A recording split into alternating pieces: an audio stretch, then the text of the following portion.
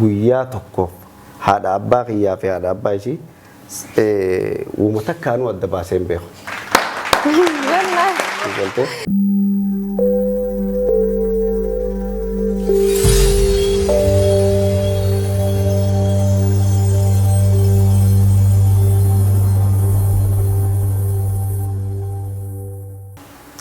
Akkam jirtan kabajamtoota daawwattoota Forex Entertainment jirra jirtu isiniin jecha arraan tana keessummoota addaa ammoo cimdiidha qabannee isiniif dhiyaannee jirra.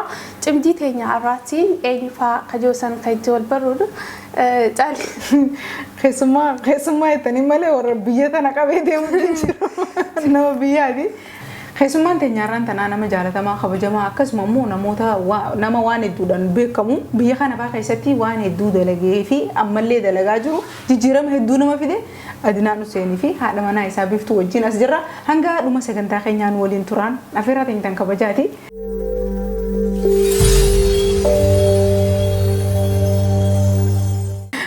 Adinaan fi Biftuu irra deemnee bagani gaan dhuftanii daawwattoota Forexiitiin hanga nuti isin beenu caalatti of barsiisaa isa dhalattee guddattee wal baraanii. Bagana gaan nu eedanii ani maqaan kiyya Adinaan Huseen Aliiti. Iddoon dhaloota kiyyaa magaalaa Balballeettiiti. Bagana gaan nu eedanii ani Biftuu Aliyyiitiin jedhama. Iddoon dhaloota kiyyaa magaalaa Balballeettiiti. Eenyuutu akkanatti. Biyya takka magaalaa takka baga jiraatanii mee Adinaan nuti gaa Adinaan ammaaf cimdii goonaaf malee sababa fiirneef qabna miidiyaa irratti amma guyyaa 2-3 kana waa'ee gargaarsa tokko wal qabate namootni baay'een Adinaan olii gacafu jira. So Adinaan maalirra dhaabbatee waan san godhee waanuma godhamuu qabu garuu wantoota san godhuudhaaf keessi waan sahaa kaasuu jira. Sanii fi Adinaan osoonii fi gara kanaatii fi waan ati biyya kana keessatti itti jirtutti hin dhufnetti atii fi haati manaa kee akkamiin wal bartan? Nuti nama ganda tokkooti. Akkaataa wal barnoota keenyaatis duraan waluma beekna. Garuu akka itti walitti dhufne maatuma teenya lamaantu waliin dhufti. Maatuma tiyyaatu gara maatii isaanii dhaqanii akkasitti walitti dhufuu dandeenya. Maashaallah bareedaadha. Zaman ammaa maatiin waliin nama Koi isin dura wal biftee dura wal beeytanii? Icciitiidhaan baasaa dastuu inni nama suudiillee dhaqee ture. Suudii galeetii akka Biftuu wajjin waliin dhufanii osoo suudiin deemin Biftuun daa'ima akii gaaf sanitti amma ishiin ijoollee xixiqqoodha. Akkamitti wal beeytan? Ani ishii ijoolleetiin beekaa. Nuti faabeluma hojjanis ni mala hara tokkooni. Mucaan adeera kiyyaatis obboleettii ishii qaba. Hadeeralleen akkasumatti hadeera kiyyaa intala adeera ishii qaba. Warra na dura fuudhan jechuudha. Isaanuma sanirra walitti hidhamaa dhufne ani ishii ijoolleetiin beeka gaafa ani gara Suudii deemu ishiin ijoolleedha. Ijoolleellee yeroon Suudii deemu otoo hin ta'in gaafa ammaa mucaan adeera keenyaa obboleettii ishii fuudhu. Yeroo ganda isaanii dha'inutti ishiin ijoolluma hogga silkee tana fuula duraa tana cabsitee biyyeen taphattu. Hiyyaanne ani ergan Suudii deeme maatiin tiyya naa bilbilanii akkana intala baluu san sitti fuudhuu feenee jedhanii. Okay ani hiyyaanne nama heeruma ga'ee fi akkas dhugaan seene ijoolleen booda biyyarraa dhufanii gara Suudii dhufantu akkami boonni jantuun sirriidha jennaanii. Geesse fakkaatti kamnaan jenna. Mootii qofa nyaattaayyee. Akkasitti maatiin tiyya gara maatii isaa dhaqanii otoo nan Suudiirraa hin galin waa hundi xumuranii na eegan. Antaruma toltetti hin gabbu'ee dubbii. Maashaallah bareedaadha. Maatiin jaalalti maatiin warra siif jaalatee si fiduu fi jaalaltee ati jaalattee ofii keetii osoo maatiin faara hin citanii fuutu tamtu egeree irra qaba.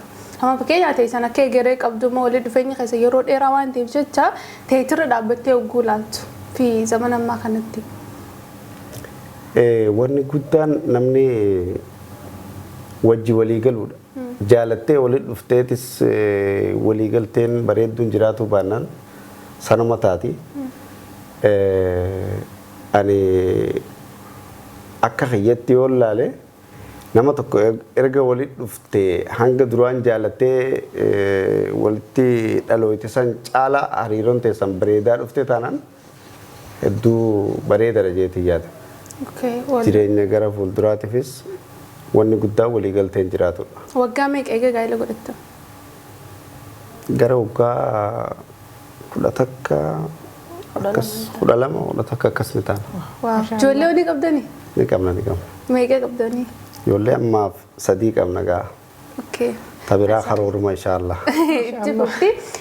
Adinaan ati amma biiftuu maatirraan fudhattee biyya kana dhufuudhaaf sababa keessanii ta'e maalama suudirraa galtee biyya namaa deemtee argitee mire soo gaa'ela jaarrattee kaayiroo akka deemtuuf maaltu sababa sittee haadha ta'e fudhattee gara kaayiroo ni dhuftee maali? Wanni sababa ta'e alaa kulli al namni gaa beeyta jireenya kanuma xiqqishollee ta'u. Fooyyee barbaada abbumti fedheewu haa duraan irra xiqqishoo fooyyee barbaanna jenneetuma. Khaanechirraa deemne biyyarraa yeroo sanitti ishiin nama ji'a 7 akkas waan akkasii ulfaa'u garaa qabdii turte. Ati jireenyi biyya teenya sun ni hojjettaa waggaa 1-2 qabeenya sirrumatti argatta. Booda waan kanaa guuras waan beeytu. Ani nama waa hedduu hojjetaa ture gaafan biyya jiru sanillee. Fakkeenyaaf? Waan akka dukkaanas numa dalaynaa dukkaana garuu ishumaat dalagaa an fe'eetuman fidaaf malee ishumaat dalagaa. Ani waa hedduu waan akka midhaanitis numa binnaa haraashis finfinnee numa geessinaa. Daldalaadha jechuudha? Daldalaadha waa hedduudha wanni nan hojjedhu qotee bulas daldalaa qofa odoo hin ta'in qotee bulas achi keessattis numa hirmaadha. Amma kaayiroo kan dhuftee fi fooyya'insumaa yookaan jireenya jiraatu sammuu biratti bifa bira gabbisuuf jechuudha. Akkasii hojii daldalummaa irra turte keessaa hojiin ati irraa milkaa'ee jettee osoo biyya kana dhufinitti muudannoo fi muuxannoo keessa dabarsitee irraa takka. Ani hojiin eegalee keessaa tanin irraa hin milkooyne jiru hin jirtu. Hundaa'uu irraa milkaa'ee jeetii yaada. Milkooytee garuu fiixa bahuudhaaf waan jiru yoo taate malee tanin irraa milkaa'een hin jirtu. Araashii fi turtee suuqii qabdaa midhaan bittee ni gurgurtaa yookaan ni fiitaa? Yeroo gabaabduu takkaafi wanni kun hundi yeroo gabaabduu takkaafi haraashillee hidhee gabbisuu yoo xiqqaate gara horii 15 fa'a qillibii janiin biyya teenyatti gabbisa horii jechuudha. Gabbi nyaachiseen ture sanilleedha. Balbaleetti magaalaa Araashiiti. Akkasitti wayin dhagee nama idduutti adinaan nama yeroo jalqabaatiif ifaa galfatee namni kun chaarjii mobaayilaatiin qaf godhee naan jaan dhugaadhaa dubbisan. Dhugaadha. Akkamitti? Yeroo sanitti biyya teenya sanitti beektaa akka ganda keenyatti ifaan ganda keenya bira dabruuf ka'ee ganda nuu gadii tokko dhaabaniituma keenya bira kutuuf ka'an.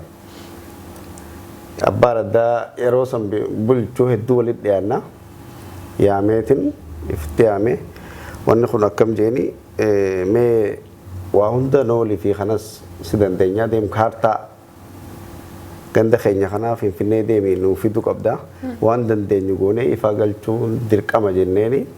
Mana kiyyatti qamaa bullee manuma kiyyarraa akkasii akka deemee kaartaa ganda keenyaa kan duraanii san nuuf fidee dhufe. Akkasitti ifaa san akka ganda san galuuf tattaaffii goonee galchine. Akka ganda keenyatti gizee waa xiqqoo waa jiran beektaa. Ati akka ganda keenyatti namni warri ifaadhaa waa gaafatu ana ture yeroo sanitti. Akka ganda goorotti nama tokko jira isa ture yeroo dura ifaan guyyaa dura ibsanii qoxaarii takka masgiidaaf godhaan jeeni takka mana kiyyaaf godhaan jeeni yeroo jalqabaatiif mana kiyyaaf masgiidarraa ifee dhugaa akkasuma. Hanga naannoo keenya isan keessa qofa osoo hin taane akkatuma arargumattu ijoolletu nama yeruma isaa biyya namaa deemee waa'ee biyya namaa kana dhugee dhufe kana agarte ati isaa si beeka malee ati adinaan ni beektaa gaafsan? Ijaan argaa ni beektaa? Si ijoollee takkaan heerumini sargi malee manatti si galfatee hogga galtu biftuu maaltu si dhaga'ama? Gaafa sababa takkaan beeku. Yaani jechuun gaafa san akka malee taane sargillee osoo hin godhatiin akkasitti mana gallee garuu gaafa ni haadhaa godhadheetiin ture. Manatti galti guyyaa osoo inni suudiin dhufin osoo inni suudii jiru. Osoo suudii jirtu inni haa godhatte? Ani haa isaatiin amma tokkoon taa'e. Ani Saudi aja ni malee baadiyyaadha. Saudiin dhaqne Saudii guyyaa 15 dhaqe.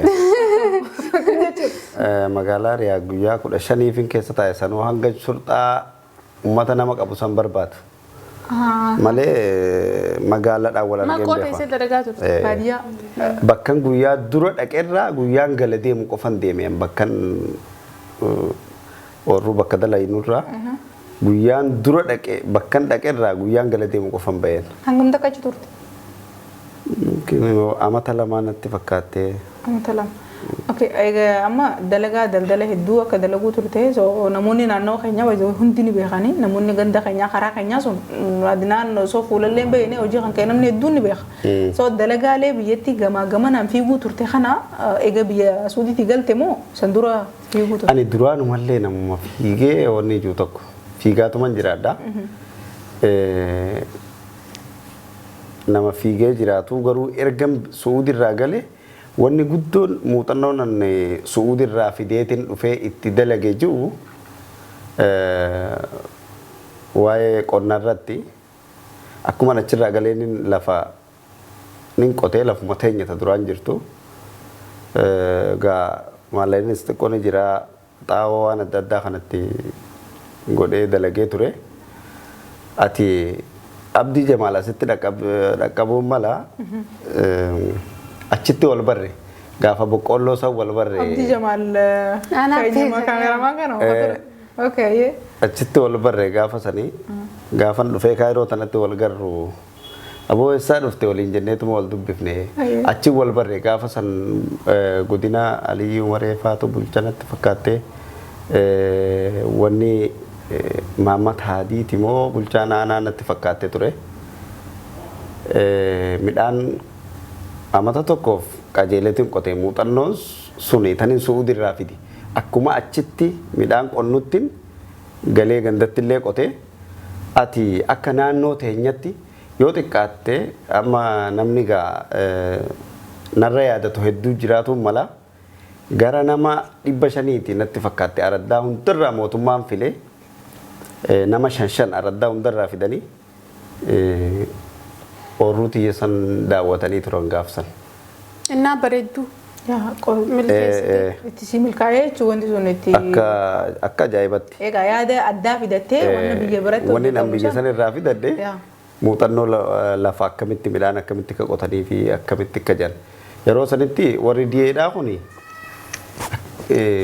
ati akkamitti akkan hojjedhe hundi isaanii guyyarraa dhufanii itti ifumaafuu na gaafatu turan gaafsan yeroo san keessatti. Gaafsan ati fuutee baranoodha mi? Egaa amma biiftuun ijoolleedha. Waa'ee daldala keetirra si jabeessuun geenye nama jabaa tokko jaan nama jabaa duuba jiraa jaan waan san yeroo sanitti biiftuun nama danda'u ture moo? Akka ajaa'ibatti. Ijoollummaa sanii. Ani nama waa hara hunda fiigu. Lafa qonnaa tanii siinjuu tanas beekadhu namni dalagu hedduudha. Dhaabbata namni 5 haa gizee hunda nu bira dalagu jira. Waan kanas ishumaa fi maatii xiyyaatu wajjin itti laffaa. Dukkaana sa'a ganamarraa bantee hanga halkanirraa sa'a meeqatti ishumaa keessa ta'a. Haraashiin ulaa duratti hidhamtee jirti taqillibiidha. Salaalee nama 2 biratti godheetuman. Ishumaatu waan san hunda wajjin godhaan furushkaa makiinaa takka bira buusee citaa achitti buusee fi waan kana hunda namni to'atu ishi ture an hojii biraatiif fiiga jechuudha. Takkaaf 2 qofa odoon ta'in tunis asiin dalagamaatuma ani ta biratti gizeen kutee waan san hunda ishiitu Kontirool godhaa jechuudha. kontirool godha. Maaliif jennaan akkuma dhugattu hedduu namni na wajjin qabsaa'ee ishii fi obboleettii tiyya takka Nujuumaa Hussein Jaamtii nama jabaan qaburraa obboleettii jabduudha. Hedduu na wajji qabsaan. Maaliif jennaan gaaf tokko wayiin na mudate waa'ee kanarratti ishiin mucaa duraa san da'uudhaaf dhuftee ummaan ishii du'aayii gootee gara gandaa galchuudhaaf deemne hararra gise gabbaanu makiinaa eegu jira. Makiinaa ani isaanii as dhaabbadheetiin eegee makiinaa ol seeneetumaan bakka isaan jiranitti ichi dhaqee isaanuma asii makiinaa seenee jechuun bakka isaan jiranitti itti ichi dhaqnee eegise jennu makiinaan bakki ta'anii jirtu dhaabbattee deemtaa. Haati maal jettee akkatti makiinaa mataa ol keessatuma akkatti dhaabbattee lafti bar xiqqishuma yeroo san amna fagoo miti la waan lafuma xiqqishoodha yeroo san birbirtii dhaquu fi akkanatti dhaabbattee deemuun dandeessu deemuun ta'uu lakki nuun jette haati. Biiftuu baantee lafa xiqqoo san akkasitti dhaabbattee deemuun dandeessu naan jette waan ajaa'ibaatu na mudate. Ishiin ammoo hanga guyyaa ishiin dhuftee fuututti haraashiin qillibii jirtu haraashii 15 yeroo sanitti horii 15 waan kana hunda dukkaanas hunda ishii qabee dhaabbatan guyyaa guutuu dhaabbataa oolti ishii yeroo muraasa sanitti gizis akkas naan jettu rifadheetiin ifumaafu yaa balballeetti fi burtiin tuu xiqqaadha rifadheetiin yeroo darbee tilmaamu eegale waan irra kunisan seeda halumaan miidhamu jirti gaan beeku akkasiin jee akkasitti irraa buunee yeroo san rooba tokko roobu jiralleedha makiina waan jirtu jara saahibban kiyyaa tokko jira ganda laggasaa balaachoo jedhamanii makiinaan mooratti galtee turte narratti bilbilee maali makiinaan isin bira kuttee jee makiinaan guutuudha akkanan jeeni makiinaa gibbii galte baasanii fuudhanii birbirtii geessanii jechuun ishee akkasi fuudhanii gandi sun saahibban kiyyaa fuudhanii ishee akkasi birbirtii geessan. Ilmoo duraa mallee harargeetti gandaa dhaabbatanii so amma ilmoo isaanii ta duraati jechuudha. Biiftuu ati akka jabduu taate inni nuti himu jira ammallee jabina kee ammas waan ammas keessatti inni godhu jiru irratti illee numa argama.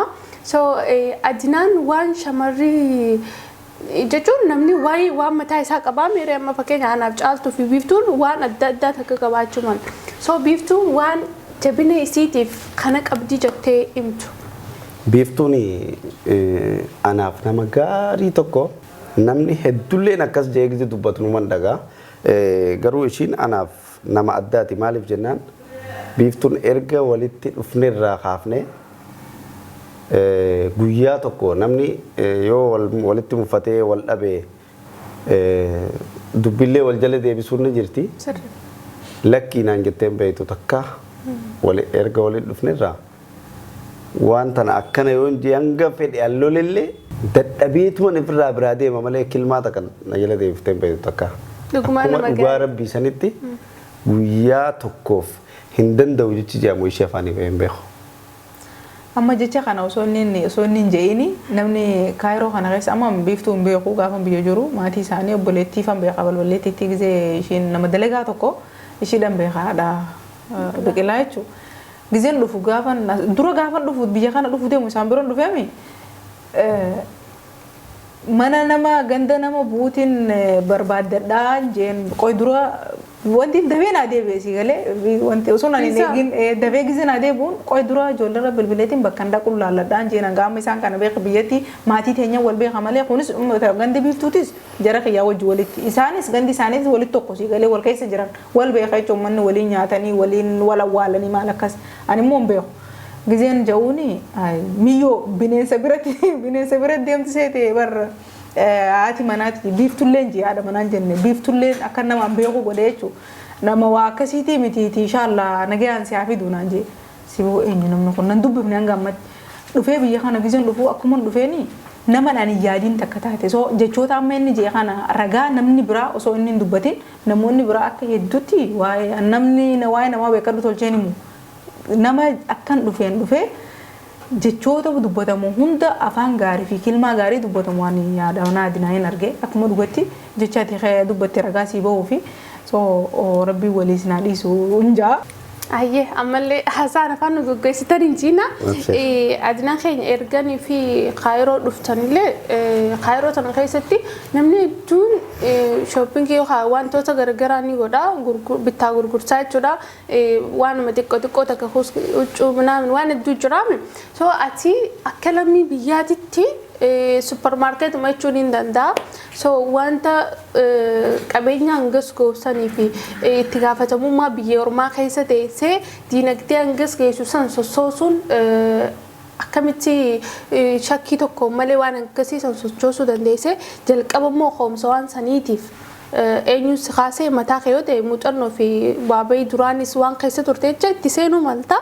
Garuu akkamitti eegaltee hanga ammatti immoo akkamitti oofu jirtaa Oromoo hedduudhaaf akkasii magaalaa kana keessa bishaan raabsitu even Masri illee jechuudha lammiilee Itoophiyaa keessa daldala akkanaa namni irra jiru si qofaa chinummaa baga keenya taate jennaa kana irratti so waan samee bal'isiiti namni biyya namaa keessatti imaltuudhaati musaafira karaa deemu jirtaa ijoollees iddoo kanatti daa'imas numa qabdaa maatii biraa obboleeyyanis nama iddoo tokko jira so qabeenya dila kanaas kontirool godhaa akkasuma maatii kee wajjiinis akkamitti waan kana bal'isi namoota baqatanii biyya namaa keessa jiraniif illee akka gaariitti adinaan immoo akka mataa isaa muuxannoo hangana geessu tanuma biyya sanirraa fudhate moo namoota sappoortii yaadaan isa godhuu jira moo maaltu akkasi utubee?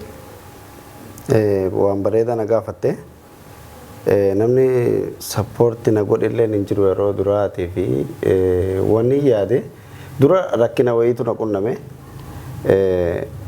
namni waa dalagu tokko hundi rakkoo wayii keessa dabreetuma wayiitti ba'a takkaa wayiirra ga'a malee akkanumatti lafaa ka'eetuma wayiirra hin ga'u.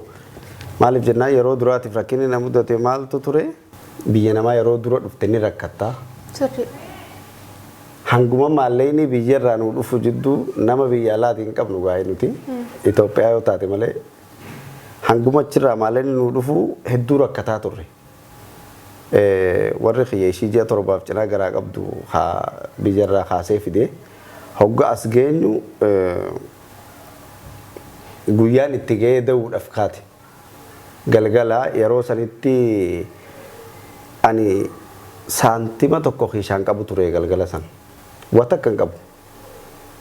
Abbaa mana keessa galuun xiqqishoo walitti mufannee maallaqa kiraa manaatu waan amma seeqana nuun qabnu jenneen irraa ba'uuf kaane. Yeroo tana numaa mana darsa haga tokko maammee tokko ammallee asuma jira. Warri isaa xiqqoo dhiyoo tana jalaa dhukkubsate tokko.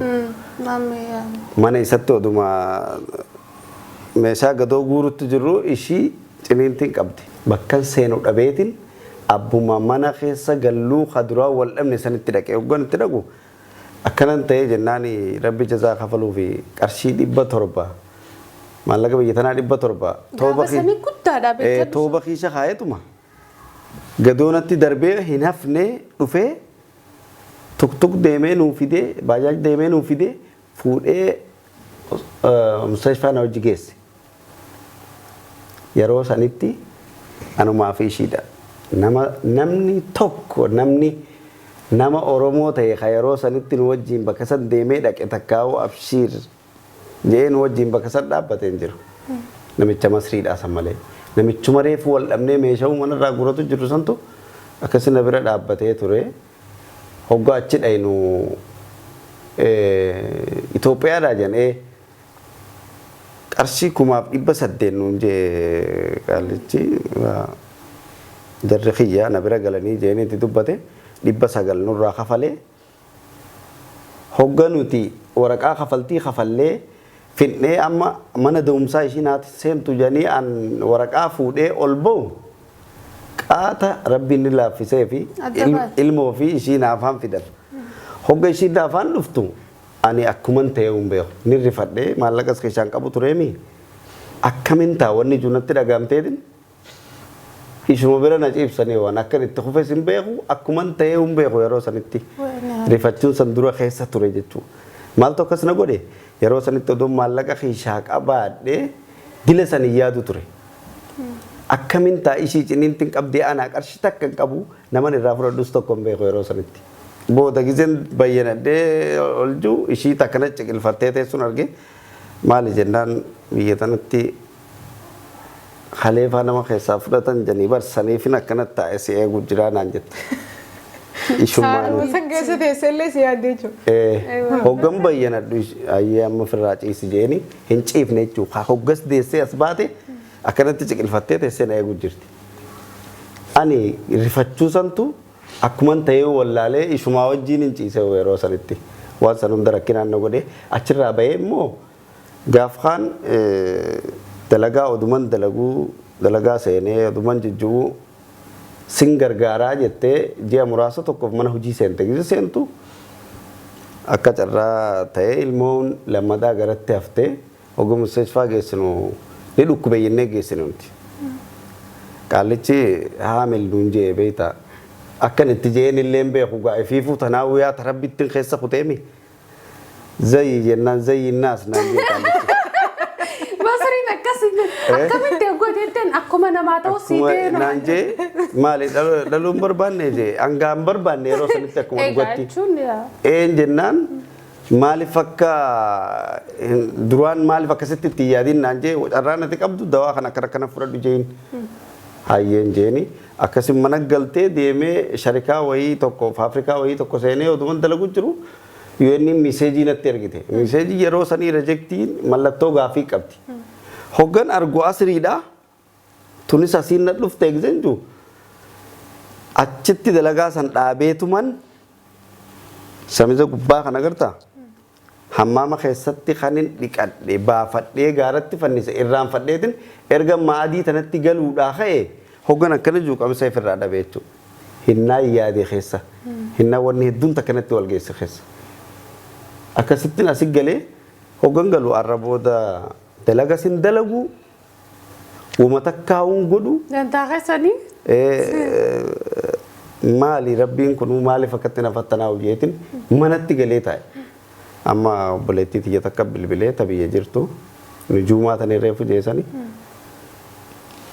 Adnaan keenya sumaatu dila kana rakkate moo beekaa jetta wallaahi anuman jeen. Kadur san si beekti qabiyyaa suni nama antuqa. Qarshii 50 takkan qaba. Namaan ammatti sii kennu achitti sii kennu barbaadadhu jette itti naa kennite obboleettii tiyya suudii jirtu jannatee itti himte isaan lachuu bo'anii dila kana rakkatte rakkadheetiin jiran jeen. Yeroo sanitti gaa akkin jeen wanni keessiin barreeffatanis maal godhanis qarshii 15,000 faadhan jeen beekaa. Naaf ergite sunis tuunis naa ergite kasii ergine kana nyaadhuu fixi gaafa kana fixxe qabiraanu gaafadhu jan yoo dhugumaan dila kanatti rakkatte. Akkasin naa erganii hoggoo isaan jaan maallaqa kana xiqqaatullee naa erganii akka isaan jaan kanatti nyaadhee fixurra. Anaa rakkooti yaa beeka. Itti hojjetuutu irra naasaanaa waan jiru murteeffadheetin hojittiin seenee dukkaana xiqqaa tokko banee. Bara meeqaati amma kun? 2000 yaadadhu namu 18 akkasi dukkaana san banee san booda gaa muuxannoon qabuu fi hamilee fi tattaaffiidhaa wajjin bayyanadhee hojii birattis yoonni jejjeetuma gara kanatti dhufuu danda'e. Gara dalagaa ammatti jirru dukkaana guddaa kana wanni banuun sababa na godhe obboleeyyan kiyya obboleessi kiyyas biyyarraa ni dhufe obboleessa ishiitis biyyarraa ni dhufe kan hin adeera ta'uufis ni dhufe ijoollee tana dalagaa namatti deemanii laffa'urra teenyuma tana yoo hojjetanii waan rabbi nu gargaare wajjin arganne yoo jeetin dukkaana haa jumlaa amma daleenu kana akkasittiin banuu ta'e sababa isaaniitiin banee jechuudha. Duraaniif dukkaana kaanuman hojjetaa tureen. Akkana jechuun namni ifa arguudhaaf dirqama dukkaana keessa dabaruu qaba. Keessa dabaruu qaba. Sun beekama. Wallahi baga guyyaan sunis dabaree achiin immoo ijoollee babbareedduu san qabdanii. Alhamdulillah. Isa riskuma sanuu isaaniif fideellee jechuun nama danda'ama. So amma waan kana yeega amma fakkeenya dukkaana kana dukkaanoon baqataan akkanuma naanneessuu miti itti gaafatamummaa guddaa qaba yoo karaa seeraanii illee haa ta'u ta'e itti gaafatamummaa kana hunda fudhattee maatii amma akka jettutti si qofaami namoota biraa kan itti gaafatamummaa isaanii fudhattu si bira guutuudha. isaan kana irra ramaddeeti akkuma ati hojjechiisatti garuu waliin sochoosu jirta. So kana keessatti uummata akka fi dhaamattu waan funda. Rakkinaan keessa kuteessan irra hammaattu jeetu man itti seene hojii. Rakkoon keessa dabreessan irra wanni hammaattu jirtu jeetu man dalagaa hundaa itti seene. Si galtee ijoolleen ammoo akkitti hojjetanii qabeenyi tokkuma an akkin itti beekutti yeroo hunda gaafan biyya jirus waan gamtaan hojjetan tanaatu irra bu'aa qaba. Walumaan qabna jeetii jaata. Ijoollee teenya amma dalaydu tanas qabeenyi kun xiyya qofa odoo hin taane ha isaanii hogga dalaganis ani yeroo takka dhaqa malee bakka sanuun dhaqu xiyyas ha isaaniitis namuu xiyya jee dalaga malee takkaa'uu akka nama qabeenya adinaan dalaguutti hin dalagan. Waan bareedaadha. Amma dhiyeenya kana gargaarsaati madrasaa ifaa islaamaa kan magaalaa Cirootii gootee jira. Sanduras gaafa Booranaatis akkasuma goote adinaan silaa qabeenya rabbis kenne kan nuti nagarrees hedduu akka gootuu fi godhaa turte shakkiin qabu waan kana gizee gootutti keessa keeti bakka jechuun namootni tokko ni jira. Kaniif qarshii 10 faasii kannaniituma suuraa si bira kaan zayitis akkasii kannanii suuraa si bira kaanii jira. So biyya namaa keessa teessee abbaa ilmaan guddifattaa as keessaa bobbaamee qeyaada nama kee oggaa gargaartuu hawaan kee oggaa gargaartuu gammachuu akka qabdu ni beeka. Ammoo godhuu saniif akkamitti? Laallanii waan kana gizeen godhu ani gizee waa kennu guyyaa waa kenne san guyyaa waa argadheerra guyyaa waa kenne san tora na gammachiisa. Keessa kiyya guyyaa san irraa haala na gammade. Maaliif jennaan qabeenya qabdurraa waan karaa rabbii ta'us nama rakkate ta'us bira dhaabbatuun waa hedduu keessa kute sana hoggaan laale waan hin qabu kana guutuu odoon hiree fixellee waan ittiin fakkaattu. Maaliif jennaan qabeenya rabbiin bakka fedhe haa abbaa fedheef kanna abbaa fedhe irraa fudhata. Saniifuu waan inni sitti kennarraa hanga dandeessutti yoonuma kennatti bareedaadha. Bareedaadha. Arjummaa amma akka hirtee gammaddus jettee biiftu amma yoo si duuba qabeenya kan hireef gabbee dukaana guutuu kan hireef ta'e kullaata dhufee sodaadha. Akkami oguu waan akkanaa kana godhu godhii bareedaa waan bareedaa jettaa immoo xiqqoo hanganaa miti xiqqoo akkaataa qabaa miree wanni hundinuu kennaanis qiyaasa qabdi moo jetteeti dubbatta moo bifa kamiin immoo waan buqur kanaa si duubaa godha usee. Lakki marmaan goona. Wal mari'anneetuma wal mariidhaan goona. Oguu kanaatis itti gammaddu maal jechuudha? Rakkoo ifiisaati rakkatee beeku rakkoo namaa dura wanni ati keessa dabartuu achitti bakka sanis deebisti waan ta'eef waan qaburraa kannachuu filate jechuudha dinaan. So gizee hedduu maaliif paablikan goone amma namni hedduun akkuma dastuun jettee waan xiqqoo takka kanna sanbooda waan kannisanii waan ragaa qabu takka ol baasee ittiin girgirrii uumuu irratti ni jiraame waan dila takka fedha. Ati maallaqa maalleen ati kannitu horii guddaadha biyya baqaa kaayiroo tana keessa teessee biyya namni biyyarraa maallaqas deeffatee kiraa ofirraa kafalu biyya namni biyyatti lafa gurguree biyya alaa ittiin deemu tana keessa teessee horii gurguddaa akkanaa kana gargaarsa yeroo takkarra lamarra akkasuma harka lafa jalaatiin maallaqa xiqqaan ati gootu anamma gaanne annin beeka so ati dubbachuu hin feenillee jechuudha. Gizee gootuu maaltu sitti dhagayama moo rakkinuma keessa dabartisani? Irra hedduun nama wanni nan godhu nama rakkatee fi takkaa'u ijaarsa masgiidaa ta'uu takkaa'u wama akkanaa tana bakkuma fedhettu yeruma fedhettu itti dhufnaan irra dhufnaan odoon karaa deemullee maaliif hin taane yoo miilli irra na fide waan hin bira qotu natti fakkaattu. Masgiida kana malee masgiida Gooroo Shibbiree amma masgiida balballeetti jechuudha namoonni naannoo keenyaa hundi ni beekani masgiidni suni haaraa ijaaramu jira sigalee masgiida san keessatti illee gahee guddaa taphatti. Waan sanii oo maaliif akka ammaan tanaa kanatti paablikan ta'in moosiituun fedhi? Suni ammaan tanaa miidiyaarra ta'anii guuruutti jiranii gargaarsasi miidiyaarratti lallabanii jechuutti jiranii odumaan lallaalutti jiruutiin irra dhufe isaanii waa guuruu jiru arge sanumallee takkitti miidiyaa san keessallee ol seeneetuman achirratti akkasitti dubbatuun isnatti ulfaatte ustaaz Anasii bilbilee fi waan akkanaa qiyya kanallee dhaamsa biraan naa gahi akkaawuntii asirra maxxansantuu sirrii yoo ta'u baate ta biraa naa ergi jeeni dubbisee ture. Akkasitti isaatu bilbilee isaan dubbisee buleessa keenya akkanallee akkana jeeni itti dubbate jechuudha. Wanni kun isaan miidiyaa irratti guuramuu jira yeroo saniif. Keenya keessa wal dubbifnaa. Haja akkanaa qabnaa waan akkanaatu nurraa dhumee jedhanii keessannaa himanii waan asirratti haga sundaa akka kanaa kanatti ol ba'uun dirqamaa miti. Ammas waan takka kuni wanni akka itti dirqama ta'e waan takka if qabda namni irra hedduun yeroo saniif mirqaanee if qabee waan san odoo galmaan hin geenye karatti hambisuu jira. Namni taa'ee si daawwatu kun abalus waan san galmaan ga'e moo hin geenye waan jiruuf homiin jiraatu mala saniifuu erga nama hedduu sanirratti waan san if qabde akka waan san galmaan geesses dirqama nama hoggasan si daawwate sanitti mul'atuun dirqama natti fakkaatti akka wanni hin teessuun galma geesse. Hamilee namaa taa'e. Sani malee khabiraa keenya akkuma ati jettetti sun keenya gugurdallee kanaa olillee hedduudha. Garuu kan mul'ateetu kana ji jabaa malee ammallee qabeenya kadachuu waa hunda gaa'ee numa kennita malee tuntana tunsanii jechuun hin taatu rabbiif jecha kennite waan taateef saniifin biruma kutaa akka kiyyetti.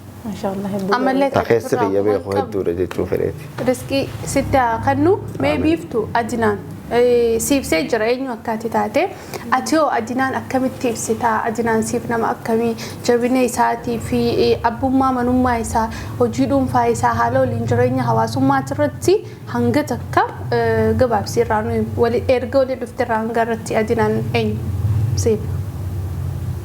Akkuma inni ishee adinaan anaafis akkasumatti nama gaariidha. Hedduu nama natti jabaati. Hedduu nama naaf gaariidha. Hedduu haa galatoomuun isaan jaa hedduu na jabeessalleedha. Jireenya keenya keessatti akka walitti dhabnee hin beeknu akkanumatti rabbii waliin umrii nu haa dheeressu. Amiin waliif isin haa dhiisu caalatti tana daran hortee ballattee ammas utubaa isaa taatu itti fuftu akkanumatti umrii dheeraa waliin ibsine haa kennu. Egaa kabajamtoota daawwattoota Forex Entertainment qophiin keenya keessummaa addaa cimdii gara dhumatti geessaa jirra. Qophii kanarraa akka waan hedduu barattanii fi muuxannoo fi mudannoo adinaanirraa waan hedduu akka fudhattan shakkii tokkollee hin qabnu ammas bakka jirtanitti Ramadaana gaarii hamilkii isiniin jecha adinaanii fi haati warra isaatilleen wantoota ja'uu barbaadan dhumarratti akka carraa kenninuufidha. Mee adinaan dhumarratti waan kanaan ja'uu qaba namoota kanaan galateeffachuu qaba. Mudannoo biraa yoo kan qabaattu taate hordoftoota keenya dhaamii atilleen biiftu akkasumatti taratti carraa walii kannaadha. Daamadda. Ani wannin akka kiyyatti wannin dhaamu namni jabaatee hojjete yoomiyyuu waan fedhe keessa dabruu danda'a. Wanni guddaan si barbaachisu jabaattee hojjetu. Waan takka hojjedhe naan dabarre jettee takka bira taa'uu hin qabdu. Oduma taan hojjettu hanga yaaltee jette tabiratti dabartee tabiraatis yaalii godhuu qabda dirqama. Saniifuu jabaattee yoo hojjette rakkina feete keessa ni dabarta jeetii yaada. Inni lammadaa immoo namni akkaan galatoonfadhu abbaa kiyyaa fi ummaatii jira. Nama qabeenya kun hundi kan isaaniiti yoo hin jeeni mala. Maaliif jennaan ani yoo rakkoon takka na mudatu haate bilbileetiin itti hima. Bilbilee oggon itti hime waan akkanaa itti fincinqinii dhiis jaa abbaan kiyya. Tana anaa fi rabbiitu walfaama tanaati waa takka dhiis jaa. Namni rabbii wajjin sadarkaa tanaan nagee haalan fageenya haadhaa fi abbaa kiyyaa jechuudha. Si galtee maaliif jennaan wannin hawaasa keenya kana hundaaf illee dhaamu. Nin milkaa'uu barbaadde. Xurreen namni irraa milkaa'u gonkumaa'u haadha abbaan alatti jirtu jeetiin amanaan. Qabeenyi kun hundi wanni nama rabbii wajjin hangan argadheefuu harkaa qabu kun hundi qabeenya haadha abbaa kiyyaati jeetiin amana. Yoo isaanitti tola oolte yoo haadha abbaa kee bira dhaabbatte yoo haadha abbaa kee mufachiisuu baatte bakkuma feete wuma feete keessa uni qotta balaan feete yoo jiraatte birumaan dabarta sin gartuu jechuu fedheeti. Akkasumatti ani maatii tiyya qofa odoon ta'in ani takkaa haadha mana kiyyaa guyyaa tokkoof ummaa teenya takkaa abbaa ishii qarshii 10 ergeetiif hin jira je'eeni itti himeen beeku ishiin tana bira teessu tana inni muutti. Garuu ni goota. Waan hin ganda kiyyaa godhu san guyyaa tokkoof haadha abbaa kiyyaa fi haadha abbaa ishii wuma takkaanuu adda baaseen beeku. Wallahi. Sigaltee. Rabbiin nama akka keetii kana namuun daaqan. Ergan godhee biyya bilbilteefaa isaanirraa maaliif cinqita yaaboo fi biyya baqaafaa jirtanii. Jaanii isaanirraa shitti himan malee wallaahi takkaa waan akkanaatiin godhe jeetti himeen beeku. Yaaboo silaa tana godhuu qabdu bar tana godhuu qabda ta deebitee ishiin naan jettu fa'a. Oduu natti himtee jiraatte bar silaa tana godhuu qabda. Sanis ni goona umaa rakkoon qabu hin jaan. Sigaltee. Saniifuu wanni haalan milkiin bakki jirtu miila haadha fi abbaa jalaani waan taateef wanni namaaf dhaamu bakka takkitti tana gaffageenyan. Dhaamsa bareedaadha. Haadhaaf abbaa kee umrii isaa dheeressu rabbiin ilmaan isin asii babbareedaa harkatan kanaas hajjii dheeyxanii waliin bakkatti walitti isin hafidu. Egaa kabajamtoota daawwattoota Forex Entertainment qophiin keenya cimdii yookaan immoo keessummaa keenya Adinaanii fi haadha manaa isaa Biiftuu wajjin turtii taasisaa turre kana fakkaata. Ammallee bakka jirtanitti Ramadaanii gaarii kan milkii isin jecha isinilleen waan waamicha keenya dhageessanii yeroo teessan aarsaa gootanii asin nu argamtanii hedduu galatoomaa maqaa Forex Entertainment isin jecha barbaada. Nutilleen asitti nu affeertanii yeroo gaarii wajjin dabarsuu keenyaaf hedduu galatoomaa isin jenna. Hanga qophii keenya biroo walitti deebinutti nagaan nuuf jira.